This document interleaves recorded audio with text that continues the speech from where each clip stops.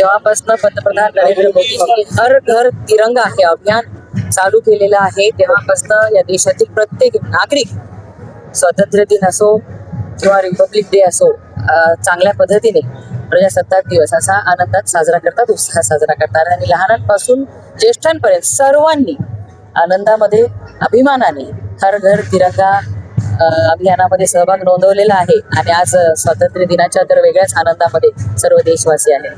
आपण जिल्ह्यामध्ये सिल्क आणि मिल्कचं टार्गेट ठेवलेलं आहे, तर कसं पाहता याच्याकडे, कसं उद्दिष्ट पूर्ण करतं? उद्दिष्ट ऑलरेडी आमचं पूर्ण झालेलं आहे, पण आम्हाला महाराष्ट्रामध्ये आपल्या जिल्ह्याचा एक वेगळी ओळख त्यातून निर्माण करून द्यायची आहे. त्यामुळे आणि जे काही 2 वर्षांपासून आपण या जिल्ह्यामध्ये काम करत आहोत त्या शेतकऱ्यांची प्रगती बघून अनेक शेतकरी प्रेरित होत आहेत आणि ते सुद्धा सिल्क अँड मिल्क योजनेमध्ये समाविष्ट होण्यासाठी प्रयत्नशील आहेत. उद्या इन्व्हेस्ट हब कार्यक्रम तर कशा पद्धतीने त्याचं नियोजन आहे, कोणत्या कंपन्या येणार आहेत? बघा, उद्या ते तुम्हाला कळेल. आणि मागच्या 1.5 वर्षापासून मी पालकमंत्री पदाची शपथ घेतल्यापासून प्रयत्नशील होते की चांगल्या कंपन्या की ज्या रोजगाराची संधी उपलब्ध करून देतील आणि त्या कंपन्यांना बघून इतरही देशभरातून परदेशातून सुद्धा अनेक कंपन्या आपल्या जिल्ह्यात येतील टप्प्याटप्प्याने. हा तर उद्याची तर सुरुवात आहे.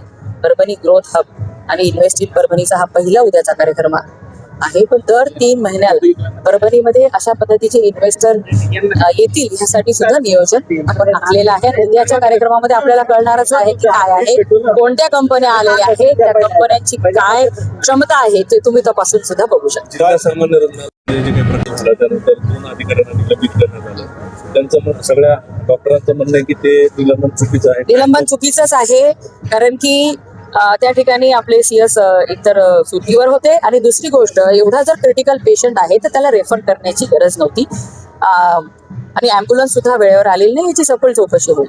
ते 4 तास कर्मचाऱ्यांनी रुग्णांना वेटीत ठरले, त्यांच्यावर कुठली कारवाई होणार आहे का? नाही बघा, आज महाराष्ट्रात सलग दुसऱ्या वर्षी सुद्धा आपलं जिल्हा सामान्य रुग्णालय नंबर 1 ला येत आहे. याचा अर्थ हे सगळे टीम वर्क आहे आणि सर्व टीम मग सीएस आणि त्यांच्या सगळे डॉक्टर्स कर्मचारी चांगल्या पद्धतीने काम करताय. म्हणूनच मागच्या वर्षी सुद्धा पहिला नंबर, आता पण पहिला नंबर.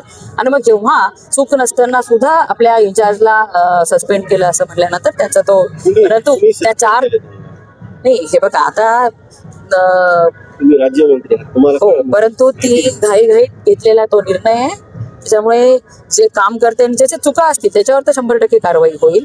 आणि 4 तासामध्ये जरी त्यांनी त्या ठिकाणी आंदोलन केलं पण त्यांनी रुग्णांना सेवा दिलेली आहे. ठीक आहे, धन्यवाद.